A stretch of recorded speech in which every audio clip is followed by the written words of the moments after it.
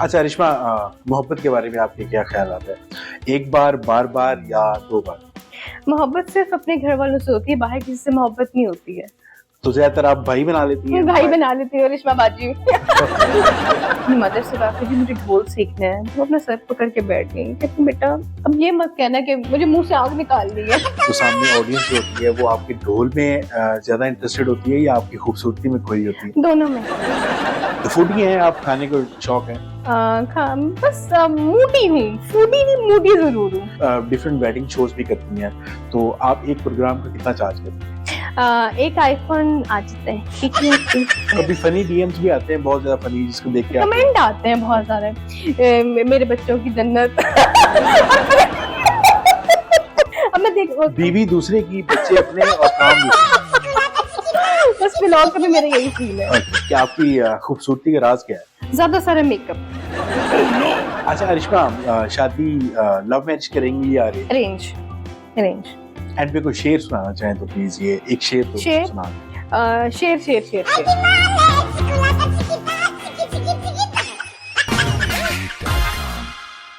अस्सलाम वालेकुम जी, मैं हूं आपका होस्ट अहमद फरीद और आप देख रहे हैं पॉडकास्ट प्लेनेट।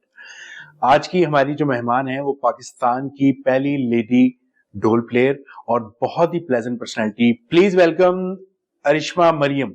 अस्सलाम वालेकुम अरिश्मा, कैसी हैं आप? मैं ठीक हूँ, आप कैसे हैं? बिल्कुल ठीक ठाक, thank you so very much, आपने टाइम दिया। बिल्कुल आपका एक टाइट सा स्केड्यूल है, उसमें से आपने टाइम निकाला, thank you so very much. अच्छा अरिश्मा, आपकी रियल लाइफ के बारे में तो लोग जानते हैं बिकॉज आपको मीडिया पे देख रहे होते हैं, आपके ढोल को सुन रहे होते हैं। आपकी पर्सनल लाइफ फेमस होने से पहले कैसी थी, उसके बारे में थोड़ा सा हमें बताएं। स्कूल गोइंग थी और साथ में टेनिस खेल रही थी। पहले मैं बैडमिंटन ब्रांच में थी, उसके बाद फिर मेरा ट्रांसफर हो गया था टाउनशिप ब्रांच में। तो स्कूलिंग वहां से हुई, देन फिर आपने एजुकेशन कहाँ तक कंप्लीट की? ए लेवल्स किया मैंने। ए लेवल्स किया। तो अच्छा, बचपन के फ्रेंड्स आपके, मैंने आप सुन रहा था कि आपके अभी तक इंटैक्ट हैं आपके साथ, कुछ हैं, कुछ आपको छोड़ के चले गए, तो वो जो आपके साथ इंटैक्ट हैं, आपके साथ दोस्त हैं, तो उनके बारे में बताएं, वो कितने क्लोज हैं आपके साथ? आपने गलत सुना था। नहीं ऐसा नहीं है। मेरे जो चाइल्डहुड फ्रेंड्स हैं, जो हमारे फैमिली फ्रेंड्स ही हैं, सिर्फ वो ही हैं। स्कूल फ्रेंड्स अब मेरे साथ मतलब उससे से टच में नहीं है। फेसबुक वगैरह पे तो ऑब्वियस सी बात उन्होंने फॉलो किया हुआ है, लेकिन मेरे कांटेक्ट में नहीं है। छोटे होते वाले जो हमारे फ्रेंड्स हैं उसमें अंकल मनान के बच्चे हैं, अंकल राना जावेद के बच्चे हैं, उसके अलावा एक अंकल शाहनवाज के बच्चे माहम शाहजेब, ये लोग हैं, ये मेरे हमारी फैमिली फ्रेंड। और ये मतलब वो हैं, इनसे हमारा 30 इयर्स पुराना रिलेशन है मेरे पेरेंट्स का। तो ये वो वाले चाइल्डहुड फ्रेंड्स अभी तक साथ हैं। सेकंड क्लास में आपको किसी बच्चे ने तंग भी किया था और आपने कहा था कि एक दिन देखना तुम मेरे से। हाँ, I was very neglected one ना। तो मेरी जो क्लास टीचर थी ना, वो मेरी ट्यूशन टीचर भी थी, तो वो मुझसे सारा पेपर फिल करवा लेती थी। तो मैं फेल हो गई। तो मैं फेल हो गई, तो वो जो मेरे क्लास फेलोज थे वो आगे चली गई और मैं फेल हो गई, और फिर मुझे क्लास दोबारा रिपीट करनी पड़ी। तो वो फिर मेरे साथ कोई बैठता नहीं था, खेलता नहीं था। टीचर्स के जो बच्चे भी थे वो कहते थे oh don't sit with her, she is a failure, और इस तरह की बातें होती थी। तो वो फिर मुझे बहुत पिंच करते थे। फिर मैं रोती थी कि हाय मेरे साथ कोई खेलता नहीं है। नहीं, आपने उन टीचर का नाम लिया था कि उन्होंने आपके टीचर साथ नगमा का ना बिल्कुल नाम लिया।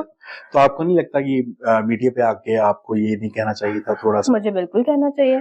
टीचर ने वो मतलब मेरा, टीचर ऐसे होते हैं जो पर्सनल ले जाते हैं स्टूडेंट्स के साथ। उन्होंने मतलब मेरा मतलब वो एक जो बचपन वाला टाइम होता है आपका बेस्ट टाइम होता है, तो वो वाला टाइम मैंने इतना मुश्किल स्कूल में गुजारा हुआ है, क्योंकि स्टूडेंट तो सारे हम एक ही ब्रांच में थे, फिर वही स्टूडेंट उसी ब्रांच में ट्रांसफर हुए, और वो फिर जब नई फ्रेंड्स बनती थी उनको भी वो जाके वही बात बताते थे। तो मैंने बहुत क्रूल टाइम देखा है यहाँ। अच्छा रिश्मा, मोहब्बत के बारे में आपके क्या ख्यालात है? एक बार, बार-बार या 2 बार? मोहब्बत सिर्फ अपने घर वालों से होती है, बाहर किसी से मोहब्बत नहीं होती है। इन्फेक्चुएशन या किसी किस्म की पसंदीदी किसी को पसंद करना, कोई फेवरेट होना? हाँ, पसंद करना है समथिंग एल्स। लेकिन हम आजकल क्या करते हैं, जब किसी को लाइक कर रहे होते हैं तो हम उसी चीज को कहते हैं कि ओ ये मोहब्बत है। मोहब्बत सिर्फ आपके पेरेंट्स के साथ होती है, बाकी किसी के साथ मोहब्बत नहीं होती है। आपको कभी एक तरफा मोहब्बत भी नहीं हुई? एक तरफा? One sided? क्यों वन साइडेड हो गया? अगर मुझे होगी तो मैं उसको बता दूंगी कि भी तो मुझे अच्छे लगते हो। तो कभी इतनी लाइफ में कभी किसी कोई आपको अच्छा नहीं, मेरे फ्रेंड सर्कल है और काफी बड़ा फ्रेंड सर्कल है मेरा, और Jibran is brother to me, Hamza is brother to me. जो मेरे फ्रेंड्स है वो भाइयों की तरह, तो उनके साथ तो नहीं ना वैसे बंदा वो नजर रखता। तो ज्यादातर आप भाई बना लेती हैं? भाई बना लेती हूँ, रिश्मा बाजी। रिश्मा भाइयों वाली। ओके। अच्छा रिश्मा, कोई फेवरेट सेलिब्रिटी क्रश जिसने आपको वाकई क्रश कर दिया हो, जो आप समझती हो कि मेरे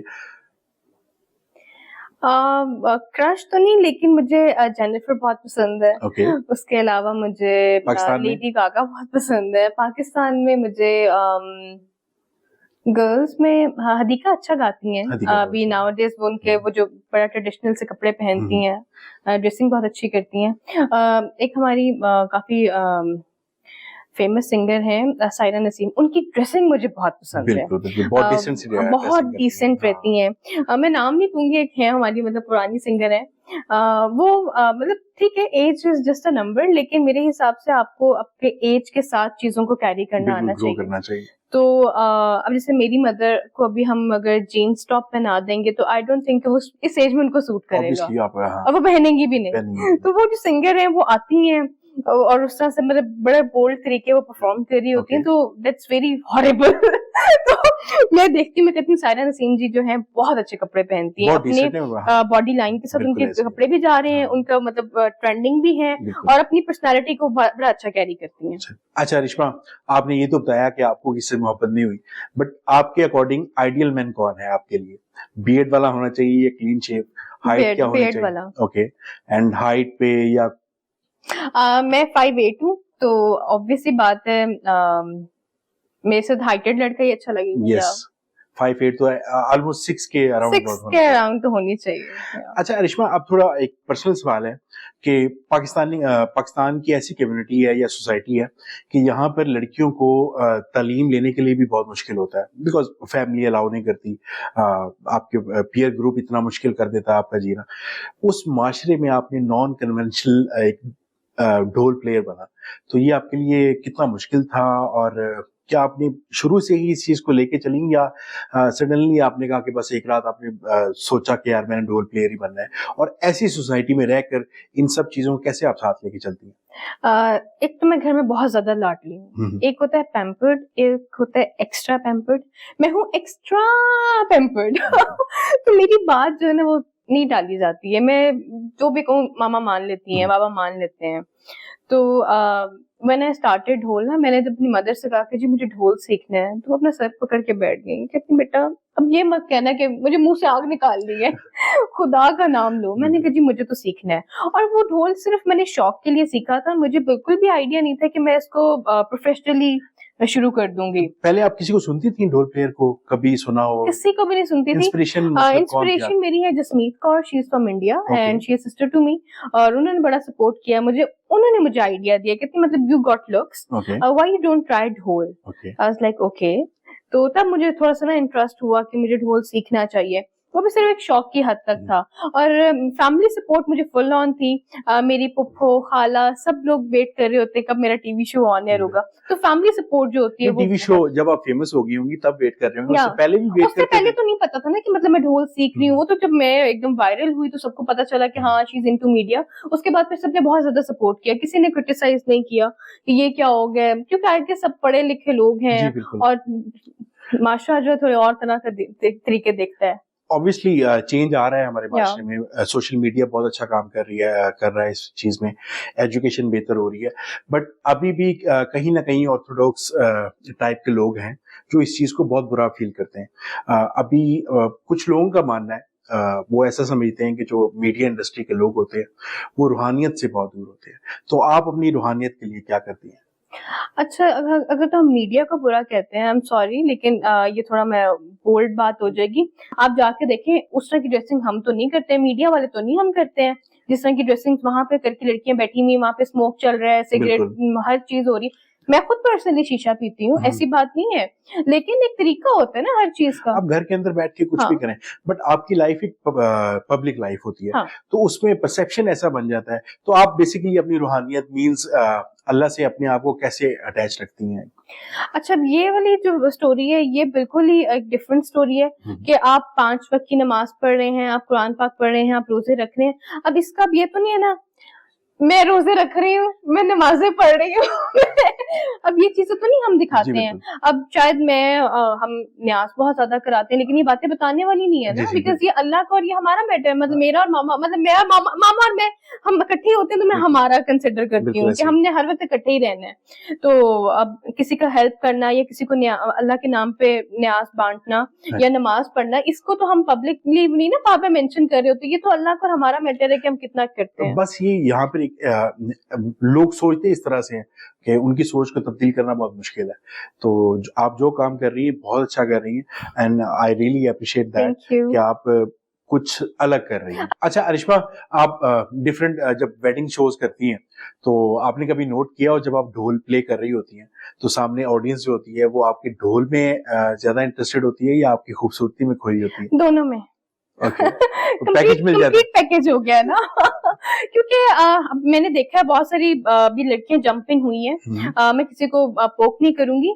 मेरा अपना एक ओपिनियन है कि अगर आप मीडिया में आ रहे हैं, अगर आप सिंगिंग कर रहे हैं या मॉडलिंग कर रहे हैं, एक्टिंग कर रहे हैं, ढोल प्लेयर बन रहे हैं, आप स्टडी कर रहे हैं, अपने आप को ग्रूम कर रहे हैं, फिर आप जंपिंग हो। अब आप मतलब प्रेजेंटेबल ही नहीं और आप ढोल पकड़ के उसको प्ले कर रहे हैं और आप को नहीं ऑडियंस देखना चाह रही, तो ऐसा मतलब आपके लिए वो एक बुरी बात है। आप अपने आप को पहले ग्रूम करें, थोड़ा पढ़ें, फिर आप जंप इन हो ताकि लोग आपको पसंद करें। तो इसके लिए तो आपको मसल्स, शोल्डर मसल्स बहुत स्ट्रांग चाहिए होते हैं, तो उसकी कोई एक खास एक्सरसाइज?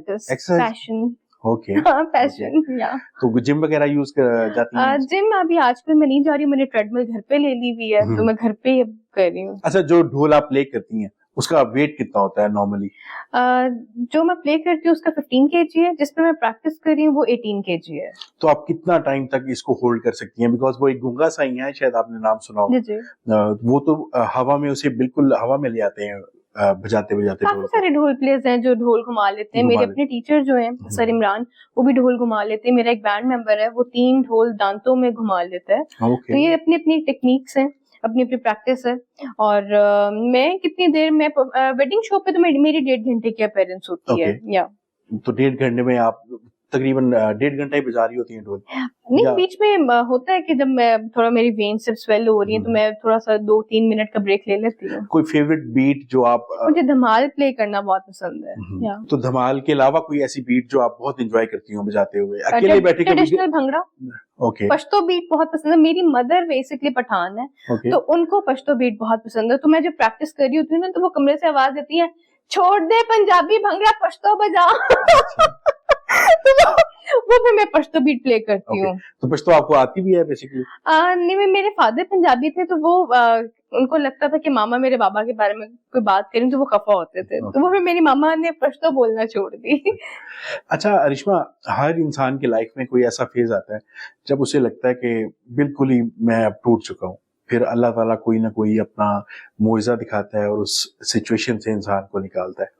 तो आपकी जिंदगी में वो कौन सा टाइम था जब आपको लगा कि यार जिंदगी अब खत्म होने वाली है, मगर रब ताला ने अपना करम दिखाया और उस फेज से आप बड़ी आसानी से बाहर आ गई?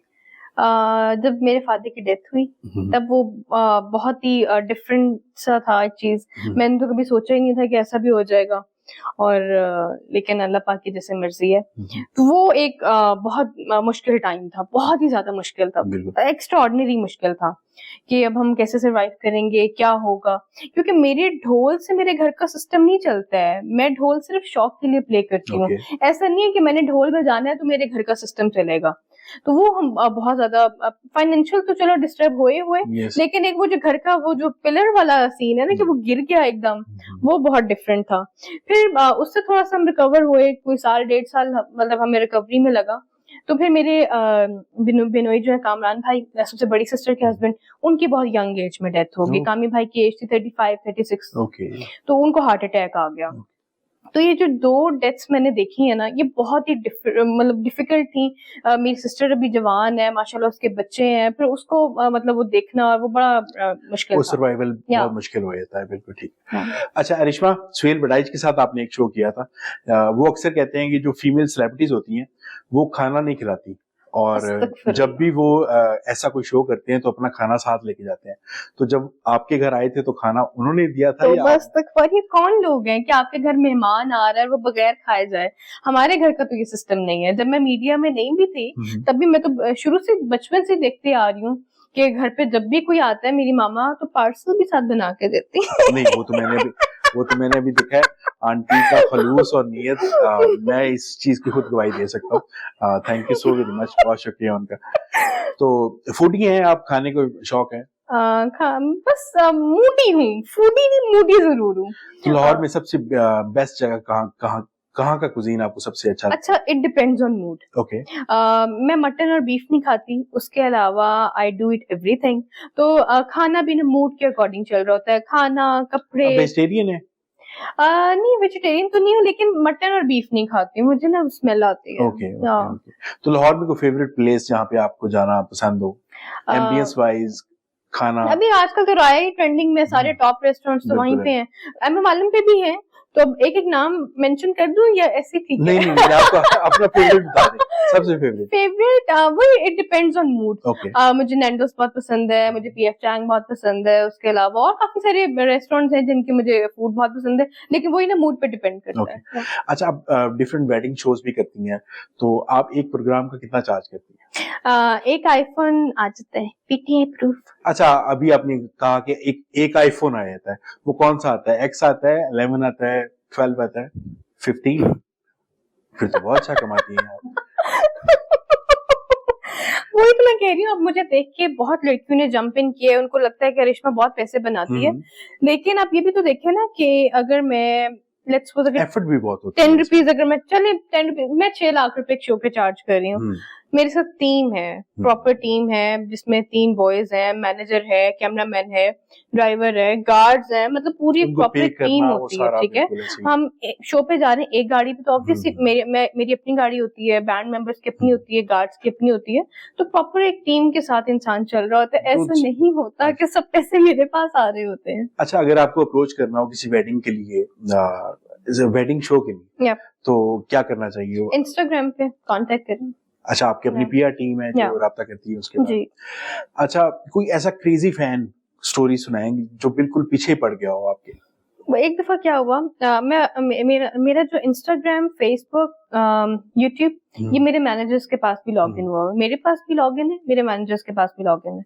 अब क्या होता है कि जैसे रात में मैं स्क्रॉलिंग कर रही हूँ तो कभी कभार मैं ना डीएम्स खोल लेती हूँ कि मतलब क्या चल रहा है, जो फजूल मैसेजेस होते हैं, फजूल कहना तो नहीं चाहिए लेकिन हमारे लिए फजूल ही होते हैं, मतलब ऐमी लोग अपनी पिक्चर्स भेज रहे हैं, वीडियोस भेज रहे हैं, तो हम उसको डिलीट कर देते हैं। कोई काम का मैसेज हो कि जी इवेंट है तो उसको मैनेजर जो है रिप्लाई कर देते हैं। तो ऐसे मैं डीएम चेक करी तो एक पे ना बाजू पे ना उसने पूरा ब्लेड से रिश्मा लिखा हुआ।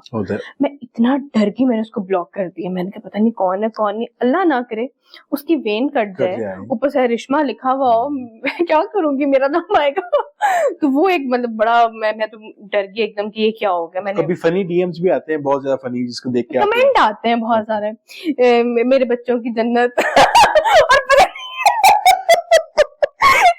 कमेंट आते कमेंट। अच्छा पता है क्या, जो अच्छा कमेंट करने वाला है ना वो जहन में रह जाता है, जो नेगेटिव कमेंट करते हैं ना उसको हम स्वैप कर देते हैं, वो रिमूव हो जाता है या ब्लॉक कर देते हैं। जो अच्छा कमेंट करते हैं ना वो हमेशा याद रहता है, यार इसने अच्छा कमेंट किया था।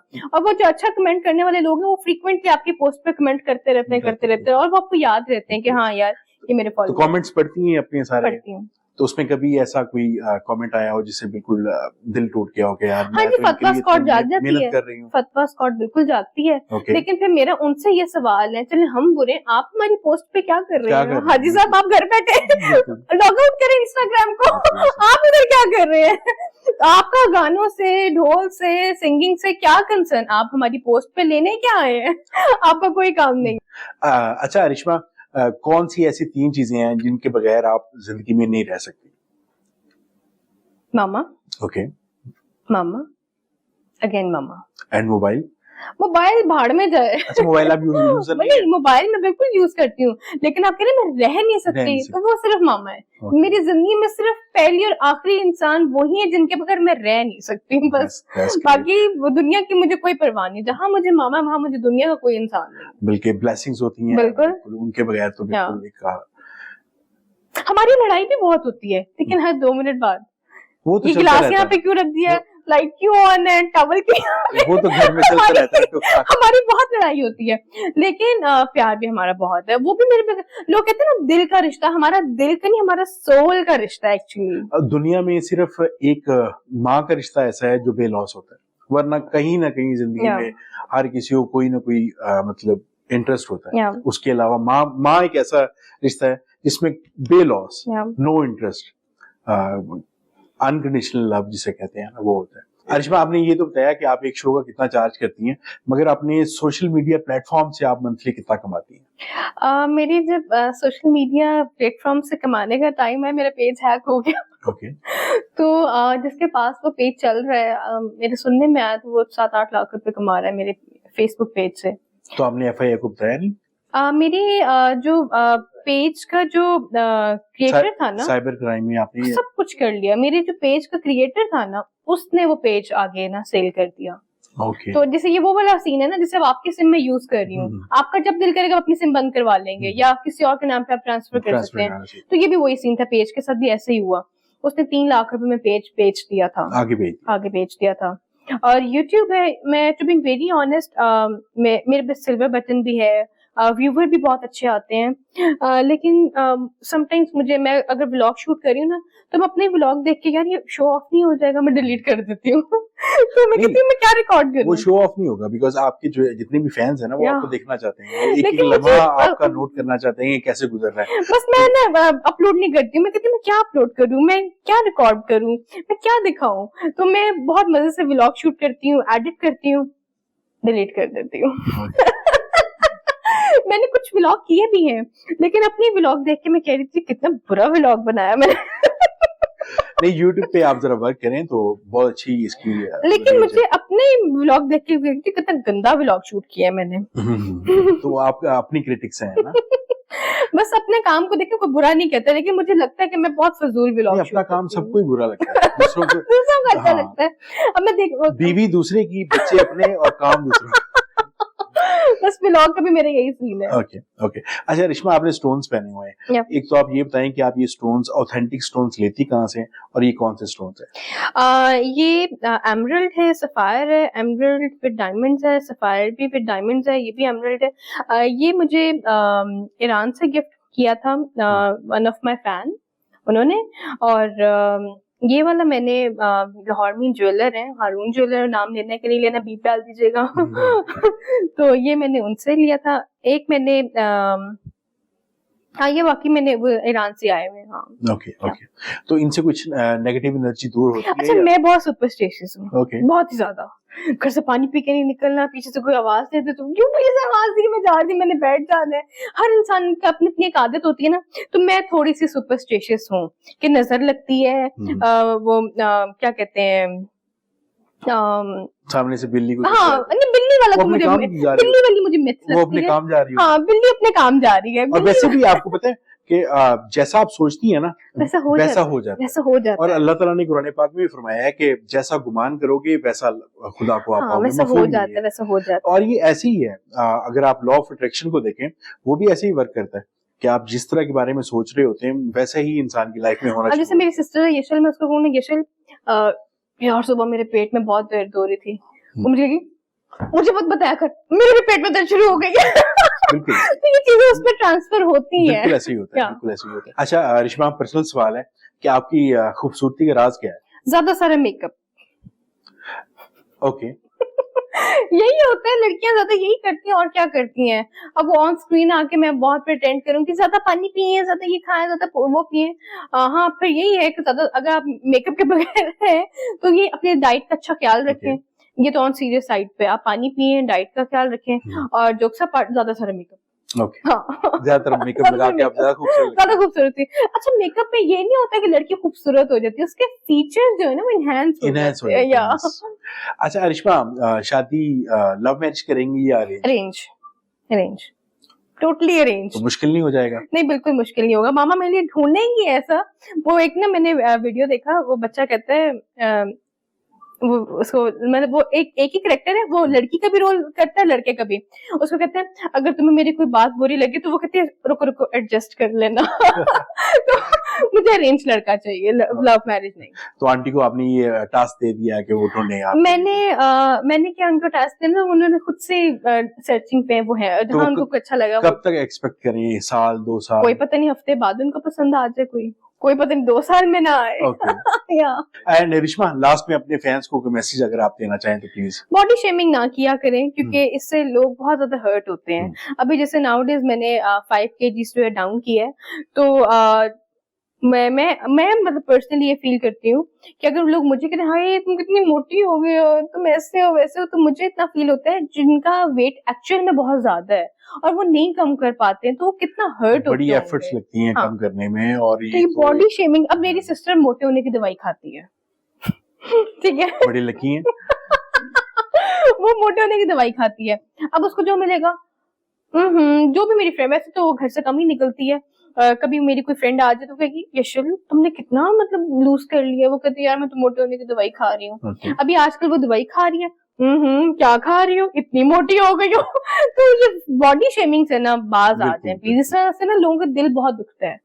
एंड पे कोई शेर सुनाना चाहें तो प्लीज ये एक शेर तो सुना दें। शेर शेर शेर शेर नहीं, इसके अलावा मुझे नहीं आता कोई शेर। कोई भी बचपन में सुना हो, डब्बे पे डब्बा, वो ट्विंकल ट्विंकल लिटिल स्टार, वो पोएम ही आती है, शेर नहीं आता।